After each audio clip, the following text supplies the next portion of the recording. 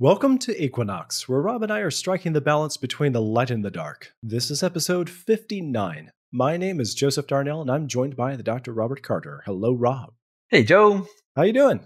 I'm doing pretty good, except for the subject matter we're going to talk about. So I can't be like, oh, I'm all happy and perky because we're going to talk about death. Anyway. Oh, we're going to talk about the science of the Grim Reaper? The Angel of Death? If you like. Chills up my spine. The science of Halloween and haunted movies. No, it's much worse than that. I've missed you. It's been a couple of days since I saw you at the office. Yes. You had a road trip, right?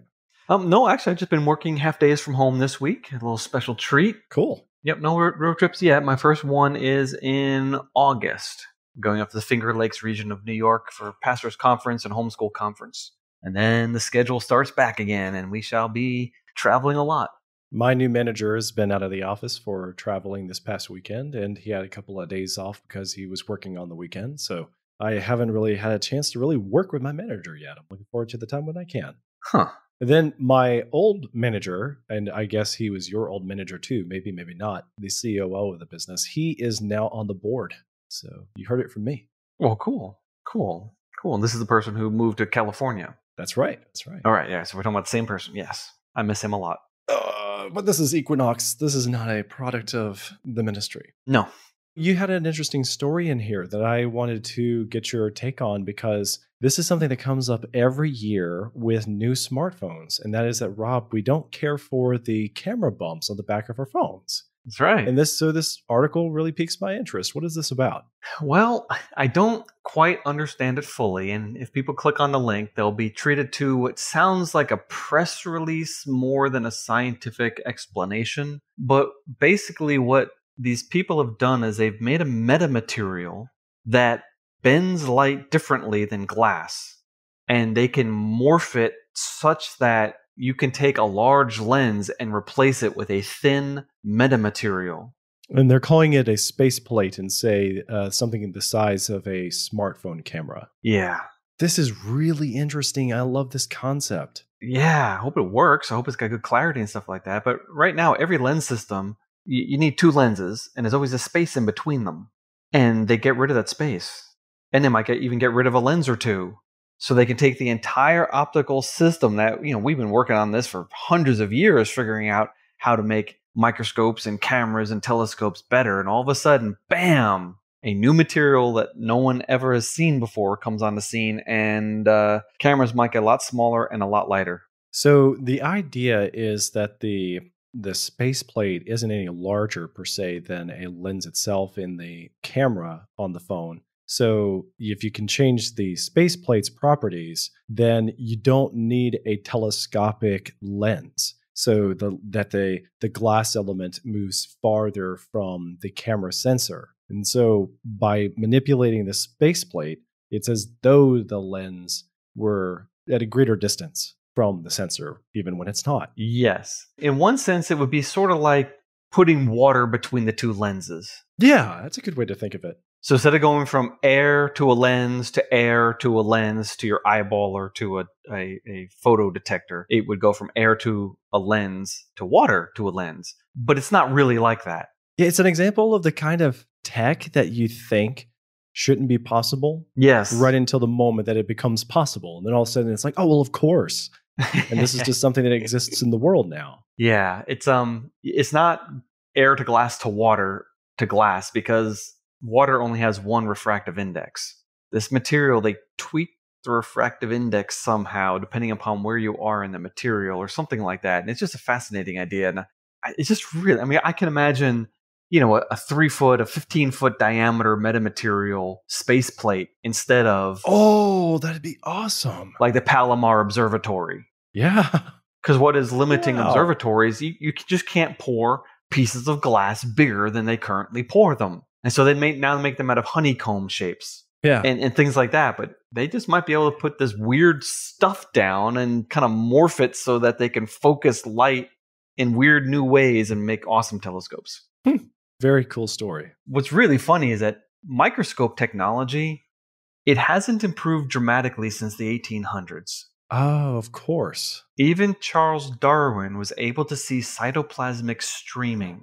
So he's focusing to the inside of a cell, and he's seeing little things in the cell move around. And so basically, they were approaching the limits of optical clarity using visible light in the 1800s. Now, light sources have improved. Now we have lasers, and we have very sensitive video cameras now, and all sorts of things like that. But the glass themselves, we've kind of improved the anti-reflective coatings and things like that. And we've solved a couple problems of chromatic aberration a little bit better. But they were already working on this, and they already had 95% of the problem fixed by the end of the 1800s. So it's been well over 100 years since a revolution in optics has happened. Yeah. Very interested to see where that goes next. Yeah. So in other stories, we have South African worker honeybees reproduce by making near-perfect clones of themselves. Yeah. Weird. So this is just unique to South African honeybees, or just the honeybee type in general? Well, it's unique to this particular species in South Africa, but it makes me wonder how often this happens in other places, because we know from conversations we've had on this podcast that even the honeybees that beekeepers in America use, if the workers don't have enough of that queen pheromone, you might get a worker starting to lay eggs. But she's never been fertilized, so she can only lay drones. But what would it take? Whatever happened to the South African honeybees, what would it take for that to happen in some other honeybee species? I don't know, because I don't know the genetics of it. Because they're just figuring this out. They're like, wait a minute, these guys... And it's not just clones. There are a lot of things that can go through parthenogenesis, insects specifically, a couple of fish. But there will be chromosomal recombination. And so the daughters that are produced are actually recombined versions of the mother. They're not exactly clones, but these actually will reproduce without any recombination. So basically, a cell develops into an egg cell, which then develops into an adult. Wow. Yeah, weird. And hundreds of millions of times. And this one clone has been going on for like 30 or 40 years. Oh, really? Wow. Yeah. But there's still a queen, and the queen still does the queen thing. But the workers themselves, they just kind of do their own things. What a weird dynamic. That is unusual. Genetics is so strange, man. Just strange. Every time we think we figured out genetics, we get a curveball, and it's like, wait a minute, that's not supposed to be true. Yeah, by the time that this episode goes out, I actually did a article podcast for the ministry, speaking of genetics and weird things, about inbreeding of the genes of like plant-based, seeds for agriculture, all the produce, where, you make the perfect ideal strawberry for the market, but you've basically hybridized and inbred strawberries to make the largest red strawberries you can make so that they will sell in the market. And you have been selecting genes with that in mind and discounting genes that concern flavor. So, yes. The strawberries today don't taste as good as your grandfather's strawberries. Yes. Give me a red, mushy strawberry with a good flavor, not one of those red, hard ones that don't taste good. Yeah, just give me... And I don't want a big strawberry. I want a medium-sized strawberry. I don't need a giant one. Yeah, just give me 3 medium strawberries that taste amazing instead of the one ginormous one that doesn't taste any good. But consumers see the big, perfect one, and they'll buy that and leave the nice-tasting, not perfect one. Yeah, huge mistake. This is human nature, and this is driving the loss of so much flavor. And so, like just tomatoes too. I mean, growing up, my mother never bought tomatoes at the grocery store. She either raised them herself or she bought them at a farm stand. I remember those tasting the best too. Yeah, and I don't even like tomatoes. I hate tomatoes. Not really. Yeah, crazy stories. Well, I'll put that article podcast into the show notes as well, alongside of the story about the honeybees. That is a good one. Cool. And that wasn't even beequinox.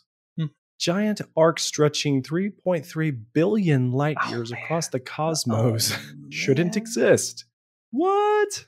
Yeah, there's actually 2 things that I flagged this week about large things in the universe that are kind of making us say, I love that the subtitle of this article is, "How big is too big?" Yes. Yes. Now, we found big things before. The Great Wall is a massive wall of galaxies that's just a little too big, and other structures. But this was something they say is 3.3 billion light years across. And it simply shouldn't be there for two reasons. One is, well, it must have formed pretty early after the Big Bang in a Big Bang model.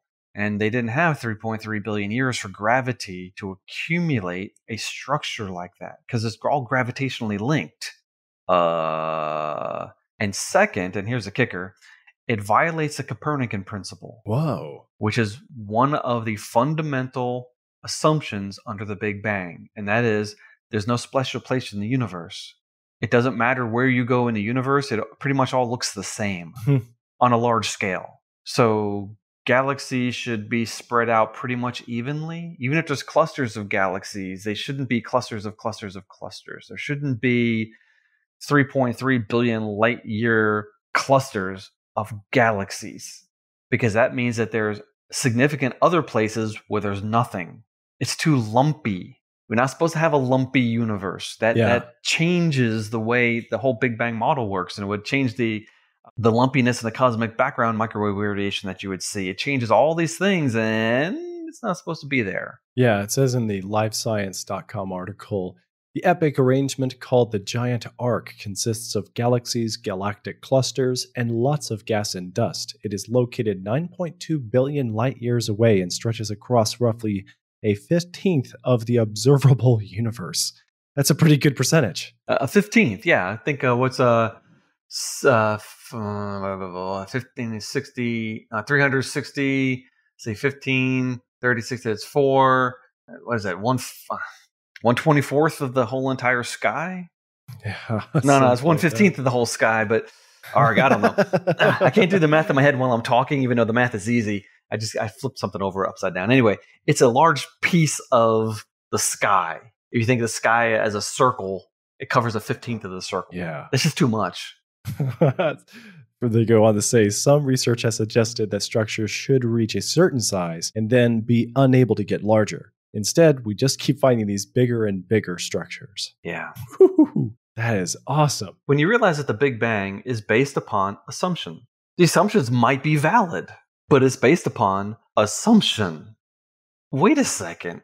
What if they're not valid? You know, have we actually tested those assumptions? And now this is one of the assumptions they're testing. It's like, well, whoops. Yeah. So there's another article I flagged on a similar line, and I just read this today, and I'm like, what? So not this particular giant arc that we just talked about, but the other largest structures in the universe, these chains of galaxies, they rotate. But they rotate like if you put a pencil in your hand and spun it long way. What? Not like a helicopter, don't helicopter the pencil, but spin it so that the point and the eraser don't move, and it's just, you see yellow 5, yellow 5, yellow 5, yellow 5 as you spin it along its long axis. It's like, what on earth? And these things are massively long and thin. They looked at the redshift of all these structures, and they did a very fine scaled analysis of the redshift. And they said, wait a minute, the ones on this side are moving away from us, and the ones on this side are coming toward us. This thing is rotating. Dun, dun, dun.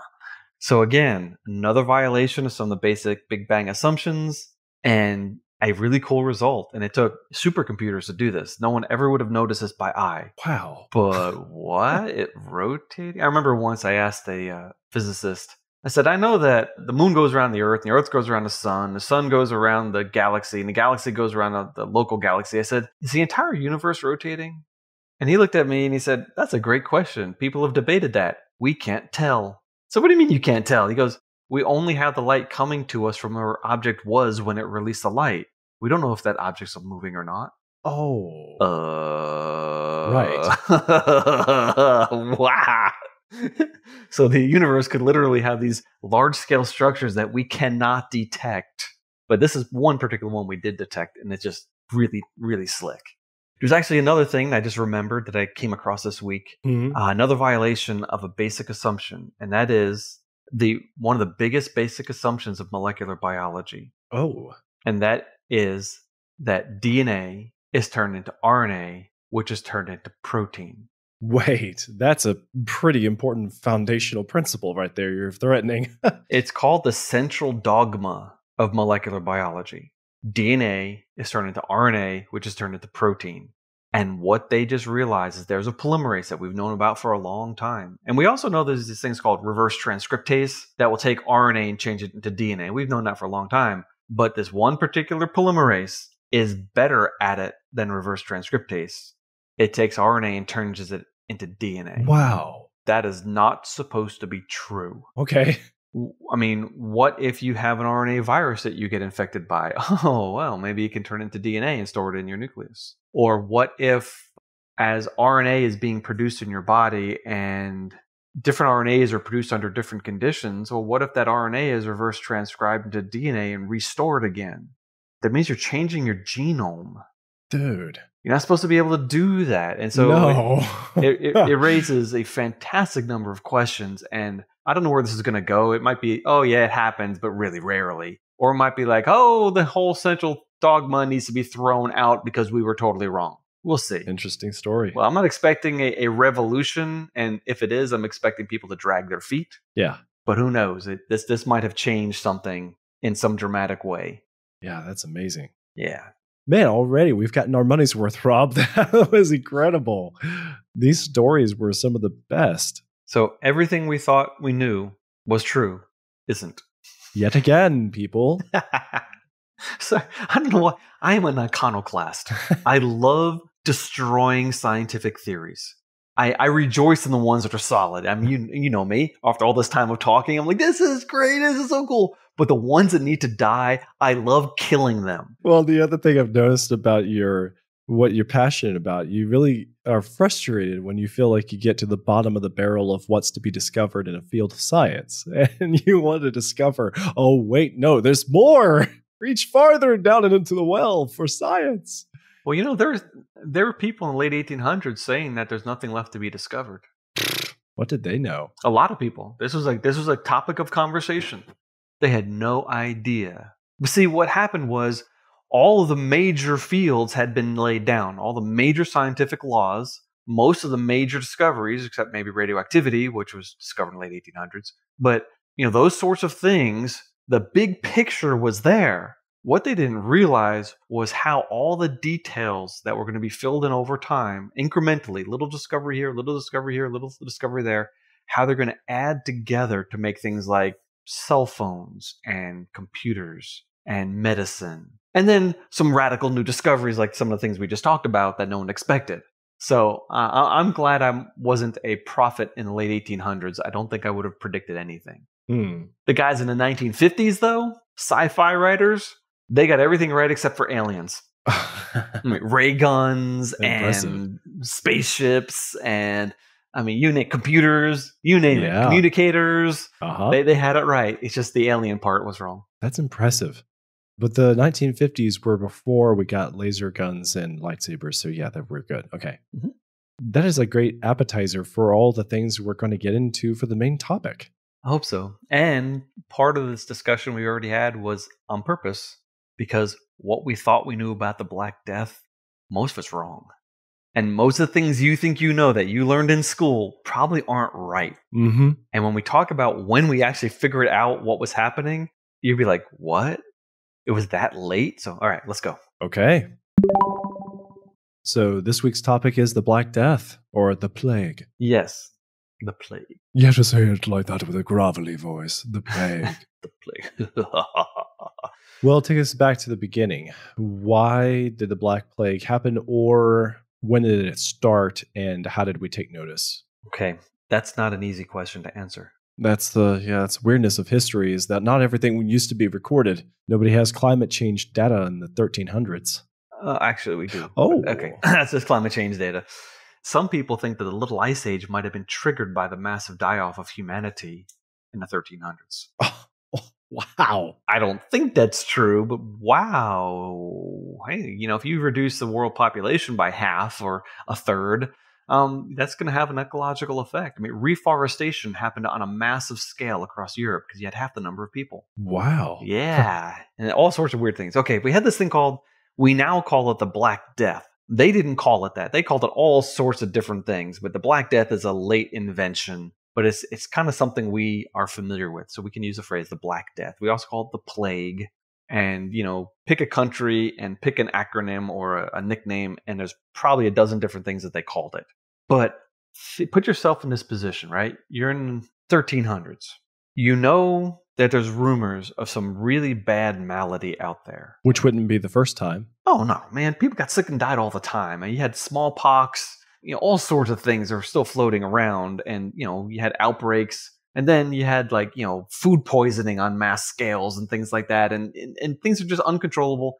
And nobody knew what caused disease. Was it a witch? Was it vapors? Hence, influenza is influence. That's what the word means, as in the influence of the swamp. The influenza. There's more than one disease that's named after air and bad air because we didn't know. Wow. This plague thing that they knew it was coming. They had heard about it in the Crimea. In other words, the Europeans had heard about it happening in the Mongol lands, in the Crimea, and eastern places. Just a vague thing. But there were some, I think it was Genoese from Genoa, traders on the Crimea, and had this little town of their own. And they were besieged by some Turkic Mongolian sort of peoples, some Tatars. And they were dying outside the city. And they were catapulting bodies into the city, dead bodies, to try to give them the disease too. And of course, they got the disease also, but it probably didn't come from the bodies. It could have come from rats scurrying in and out of the city, right. Or who knows what it came from. But they caught it. They went to Constantinople on the south side of the Black Sea, because the Crimea is on the north side of the Black Sea. People estimate 90% of Constantinople might have died. Wow. Yeah. And that, that affects world history after that in a huge way. And then from there, some ships went to Sicily. And a whole, a fleet of ships, dozen or so. And when they arrived, almost every one of those ships was dead. And boom, it got into Sicily, it got into Italy, it got into France, and it went northward. And chroniclers have been able to document how fast this spread. They can literally go from town to town to town to town and look at the records and say, okay, they arrived in here on April the 5th. Wow. And they arrived in this town on November the 2nd. That is insane. In fact, I included the map. I've seen some animations online, but I included the map for you of the spread of the plague over time. Yeah, I'm looking at it now. But what's weird is it's patchy. It skipped over areas entirely, and then might have revisited them 10 years later, or might have skipped them forever. But it marches northward in Europe. Boom, boom, boom. It sweeps across northern Africa and the Middle East. It doesn't seem to have hit India too bad. But China, Asia, Europe, Northern Africa got decimated. Actually, worse than decimated, because decimated means 10% die. Oh, right. It does sound like a much more horrible word, but that's actually what it means. Here's a weird thing. We don't know how many people died. But we knew what the climate was doing in the 1300s. Yeah, but who was there to keep records? The priests died more often than regular people, because priests were taking care of dead people. The priests were also the people who kept records. Oh, good point. So it's marching across Europe. They know it's coming. And they still have no idea what causes it. And how could they? They didn't have germ theory of disease. They didn't know what contamination was. They didn't know what bacteria were. They didn't know what viruses were. They didn't know anything. They didn't even know about washing hands. How flies spread disease. And they had no clue. I mean, the Middle Ages would have been gross. So incredibly disgusting, you would not want to ever live there, especially in a city. I wouldn't have dreamt of it. They were filled with filth. I mean, garbage, human waste, filth, just fetid. I mean, the story, I listened to the Irish History podcast. I love this guy, Finn Dwyer. He's describing Dublin 200-300 years ago and how bad everything stank, especially in backyards. Because what you do in your backyard, that's where you threw all your potty water. Oh. For decades, for a century. Oh. You could imagine on a hot day and then it rains. Yeah. But that is the state of your average city in Europe for centuries. Squalid. People literally dropping like flies. Tuberculosis, salmonella, different poxes. I mean, you name it. And you could die from it. Just ugh. Right. So they had no idea. And yet this was yet another thing. But this thing was different because it killed 50% of the people that came down with it. Well, even for the people who survive, would it have really, I can imagine it only would really affect your quality of life and your health for the future. Yeah, I imagine a lot of people died over months because of things like gangrene. Right. Because if you've got a giant swelling in your groin or your armpit, well, it's going to fester and that material is going to die. If the initial shock and infection doesn't get you, you might get it later. So yeah, it's awful. Anyway, this disease is new, but I just said new. It wasn't a new disease. It was the latest round of this disease. It had appeared in history multiple times, but this was a bad one. Right on the heels of a massive population expansion and a massive increase in trade networks. Because trade is good. Trade makes money. People are much better off when they're trading with other people. But those trade networks spread this disease. It's caused by, we now know, a bacillus, a rod-shaped bacterium called Yersinia pestis. It's named after a disciple of Louis Pasteur. Yersin, I think, was his name. And he figured it out studying in Hong Kong in 1894. Whoa. We didn't know what caused the plague until 1894? Yeah, that's a long time later. Yep. We didn't know what caused the plague until 1894. Wow. And he doing some experiments from there to other people. They realized that, hey, there are these rodents over here that are resistant to the plague and these other rodents that aren't. And the ones that are resistant, they kind of like have a slow brewing sort of an infection, so it never really goes away. And these other rodents, they'll increase the number and then get wiped out by the plague, and then increase the number and then get wiped out by the plague. And so there was a continual, basically a plague cultivation in this area, and it jumped a bunch of people in Hong Kong. But even then, we did not know that the medieval plague was caused by Yersinia pestis until the year 2010. What? This is when we more or less finally proved, if you can prove anything in science, this bacterium causes the thing we called plague. We thought it for 100 years, but it wasn't until we were able to pull plague or Yersinia pestis DNA out of the tooth plaque on plague victims. So go to a plague pit, right? A lot of cities, they just dig a giant pit and just throw all the dead people in there. Bring out your dead, sort of thing. Bring out your dead. Right. And throw all the people in there and just cover them over. Because when you have so many people dying, your medical system is completely overwhelmed. There's nothing you can do about it. There's no time for funerals. There's no time for crying. Just put the person in there and try to get on with life, and hopefully you don't die too. But they go and scrape the dental callus, what thing is called, the plaque on the teeth, and they're able to pull the DNA of this bacterium from bodies in the plague pits and not find it in other bodies. That was another clue. Incredible. It was only 10 years ago. And so now we have pretty good handle on this thing called Black Death, except we still don't know hardly anything. We don't know what it was spread by. I mean, you heard, right? It was rats. Rats spread the plague. Yeah, except that doesn't explain how fast it spread. Oh. And a lot of other species can catch the plague. In fact, after the first big plague pandemic in the 1300s, the first one of the 1300s, most of the sheep were dead. There was a crisis because they ran out of wool because so many sheep died of the plague. What? Right. And marmots catch it, and cows can catch it, and lots of species can catch it. So yeah, rats are a problem, but they're not necessarily the problem. And that's something we're just realizing that now. And the way this works is it's really insidious. When a flea is infected with Yersinia pestis, its intestines get blocked with bacteria. Oh. And it gets hungry. And so it starts biting like crazy. Ugh. And that is probably what triggered the entire epidemic, was hungry fleas. Not only did they get hungry, start biting like crazy, but because they keep biting, their stomachs are getting full and full and full, and so they regurgitate.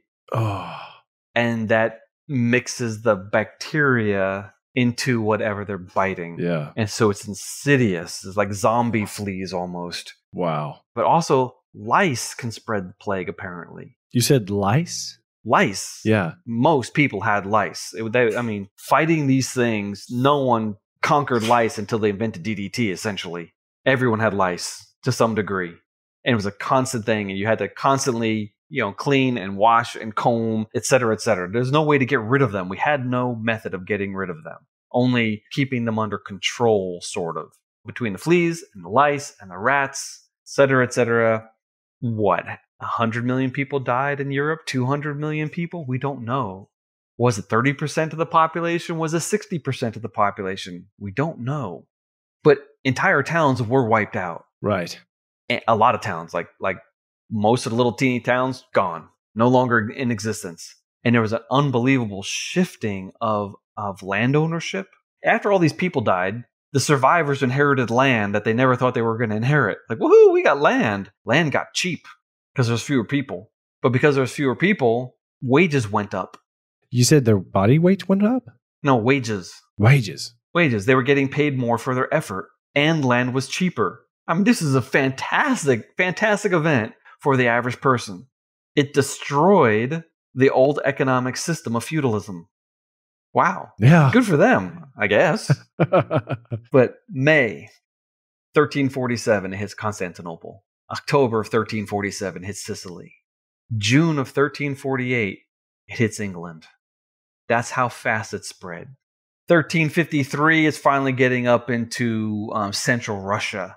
So, 4 or 5 years later, it's getting up into some of the more far-flung areas. But it made it all the way to Iceland. I read one of the papers that are linked. They speculate that the Icelandic exploration of the New World was halted because of the plague. Wow. So if that hadn't happened, we might be speaking Icelandic today. Weird. Right. Have you ever heard of the word quarantine?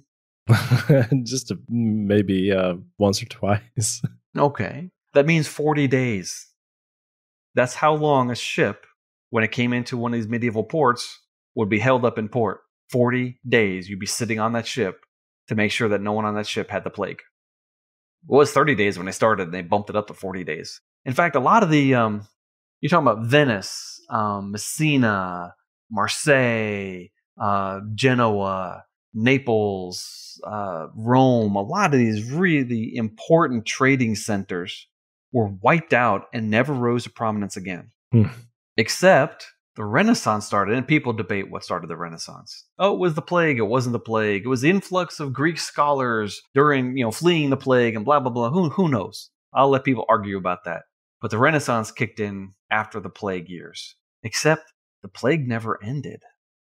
It kept going. Every 10 years or so, there would be another wave of the plague. But people stopped caring. It just became part of life in a fatalistic sort of, it might get me or not. Right. Wow. But each wave was less bad than the last wave. Well, there were less people to wipe out. Well, yeah, but people that got sick, fewer of them died. And fewer people would get sick. And so there's a couple things maybe happening here. Either, if you're only bit by one flea, let's say, that's a plague-infested flea, your body might mount an immune response and start generating some antibodies. 10 years, so essentially you just got inoculated. 10 years later, you get exposed to it again and you don't even get sick.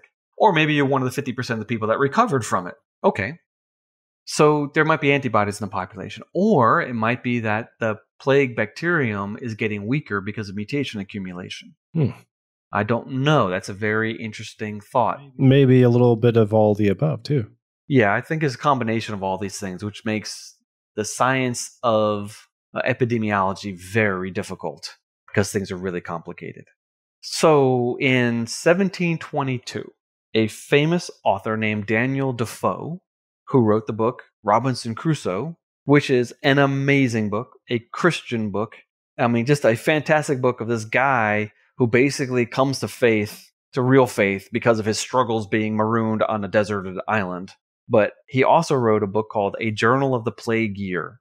And it is about the London Plague, the Great London Plague of 1665 to 1666. So 60 years later, he's writing about this, but he was not there, and yet is written in the first person. And so it's a little confusing because he couldn't have seen these things. He was a little boy. He could have seen them, but he didn't experience this really for himself. So people think maybe he grabbed his uncle's journal and turned it into a first-person book. So there's a little arguing over the historicity of it. Right. But this book, I listened to it on LibriVox. It is shocking. It is amazing. It is terrifying. The number of people that died, the piles of rats that died. Looking at the mortality reports, which were reported through one of the parishes. There'd be a parish where there's 1,000 dead people one day, and the next parish is none. But you could, using those records, they could watch the epidemic sweep through the city over a year. And places that were free of the plague would get it. And the people that had it early, they would recover. And oh man, so they actually track the spread of this bacterium through a large population, which is really amazing. But we still haven't answered how it spreads. Oh, of course. Might be by flea bites. We call that the bubonic plague. And it's bad. Maybe 50% of people die. But there's another form of it. It's a form that infects your lungs. It's called the pneumonic plague. Ugh. And the pneumonic plague kills probably 90% of the people that catch it. And it apparently is spread from person to person through aerosols. In the same way that there was a debate about COVID-19. Is it passed in water droplets, which would be well filtered out with a mask and where 6 feet of separation would make a lot of sense? Or is it aerosolized, where it will float in the air for a long time, and therefore what you don't want it to be is in an enclosed place with a sick person. And it doesn't matter how far away you are. If you're in the same enclosed airspace, that virus is going to hang around and get you. So bubonic versus pneumonic is very similar. But there's another form of the plague, septicemic. If this gets into your bloodstream, you're almost certain to die. And so I'm guessing pneumonic and septicemic are similar. It's just one's a more extreme form. And once it's in your bloodstream, you're a goner. But the way this works is, you could go to sleep healthy and be dead the next morning from the plague. Or you could be exposed to it, slowly get sick, and then die in a week. I would much rather die in my sleep than die a horrific, nasty, infectious, rotting death over a long period of time. You sure? You don't want to take that option? No. The Black Death reshaped the world, probably ecologically reshaped the world. It changed economics. It changed education. It changed people's appreciation and approach to God. It changed the power of the Catholic Church. It had something to do with the Protestant Reformation. It was one of the great world-shaping events, but it wasn't the first. The plague of Justinian, Emperor Justinian, 541 AD, appears to have been Yersinia pestis. We also found evidence in the Bronze Age, and even as far back as what they call the Neolithic, which is the early post-flood time period before the Bronze Age. We see evidence of Yersinia pestis in the human population. Wow. So this has been going on for a long time, and it has shaped people. In fact, probably natural selection, the people that were most susceptible to it are dead. And the people alive today, we've probably been naturally selected. Now, there's arguing over which genes might have been selected. The one SLC45A2, which is the gene that is most associated with skin color, is also associated with survival advantage for the plague. What? Skin color? So this gene has some other function, and we know it does. It's expressed in places like in the stomach lining. So we know it's a spillover effect. It affects skin color, but it's not really what the primary role of the gene is. There's also some immune system genes, and I watched a documentary not too long ago. I think I'll wrap up with this. Yeah. Okay. They were looking at a small English town, and there's people there today that are descended from people that lived in the plague. And they know that some people survived. Like there's one woman, every one of her children died of the plague, and her husband died of the plague, and she never even got sick. Well, she got remarried, and some of her descendants still live in that town today, 700 years later. And so they're like, oh, well, let's look at a gene. And so they look at their DNA, and they find this one particular gene, which a lot of these people have. And it's also a gene. It just happens to be that if you carry this, you're more likely to survive HIV. And they're like, look at that. Natural selection brought this gene to the fore. The problem is the statistics are incredibly weak. It's really a bad argument because just because you have that gene, you probably don't have it from your ancestors who lived 700 years ago. In fact, you probably have none of your ancestors' DNA. Yeah, I remember you saying that when we were going through the genes episodes. Yeah, that's pretty early in Equinox. Probably a year ago we talked about that. Mm-hmm. But you don't have an unlimited number of genetic ancestors. You have a couple hundred to 1,000. And you go back 700 years, you have 1 million or 1 billion ancestors in your family tree. The probability of you inheriting DNA from that person is pretty close to zero. And if you find this gene in a bunch of people in this area, well, okay, maybe, but maybe not. So statistically, I think the argument is a total wash. However, if you wipe out 50% of the population, clearly there are going to be genetic factors associated with survival. So clearly we're descended from the people that survived. And if those genes were affected then, they're probably also still prevalent in the population today. Just we haven't been able to figure it out. So it's an enduring mystery. That has always been a weird and unsettling story of history. Horrifying. Mm-hmm. COVID-19 is nothing. So going back to the beginning with the origins, Yes. you mentioned that it may have come from the Mongolians and or it originated out that direction. Do we know anything about the impact it made outside of Europe? Yeah, it probably had a huge role to play in the reduction in power of the Mongolian Empire, which at one point in time was bashing on the doors of Vienna and was about to capture Vienna. And once they did that, nothing would have stopped them from conquering all of Europe.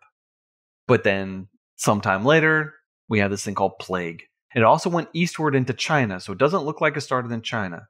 No one is sure. People have all these hypotheses, all these ideas. This town, it came from a marmot, or this place over here. No one is really certain. All we know is that the first real record we have is in the Crimea in 1346, 1347. That's all we know. Fascinating. Yeah. Have there ever been any other pandemics remotely as impactful as this one that you know of?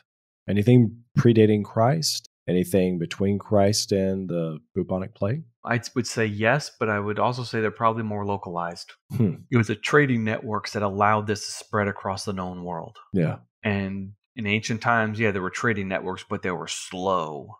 And so none that I'm aware of, though there are pestilences recorded all sorts of different times in different places. And the other thing is, if one country or one region or one city is being decimated by something, they don't know what's happening outside because news is so slow. Yeah. So we just don't know. Okay. Well, good episode.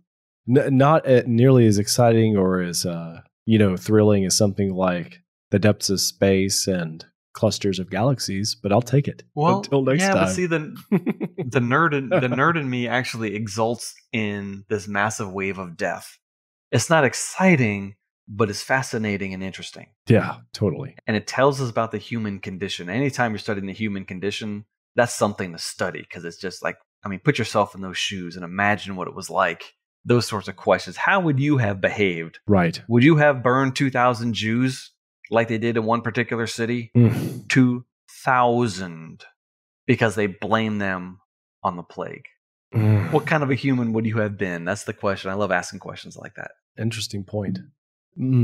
I didn't realize how long it has been since I thought about the Black Death in general. It's probably been since school that I really thought about it.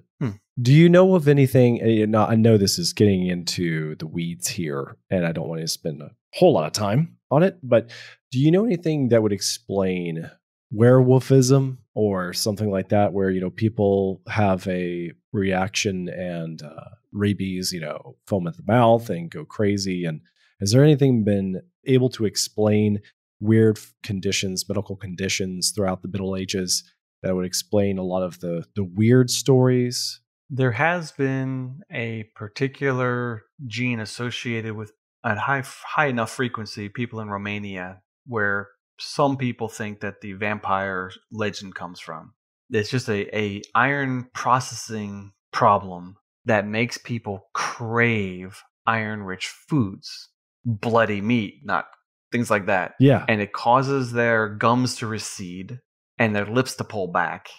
And that would be pretty gruesome looking, and they crave blood. This has been suggested as the origin of vampires. Yeah. But, again, I don't know. And just because, you find a couple of people in some place that has that, you don't know how frequent it was or what the real correlation is. But it's an interesting question. I don't know about werewolves. Huh. Well, thanks for joining us on this episode's quest. If you found this topic interesting, you could consider sharing it with a family member or a friend.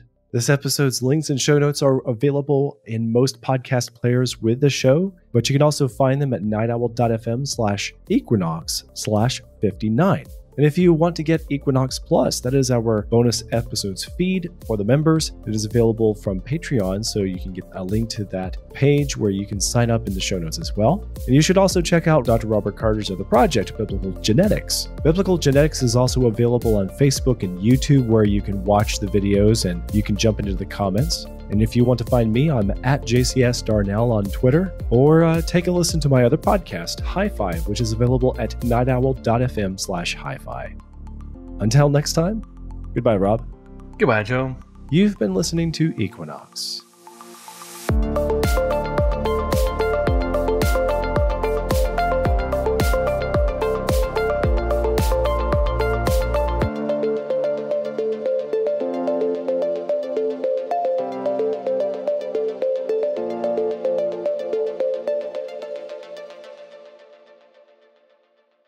That was actually good. It wasn't an hour and a half. No. And it wasn't super technical. In fact, I was deliberately avoiding technical words and statistics. Ah, yes. You did a good job. Yeah. I was worried because that actually it chops down all the things you could say. 45% of the people, or 6,221 deaths in April of 1842. But who cares? People don't want to know those numbers, I think. No, right. Well, good job then.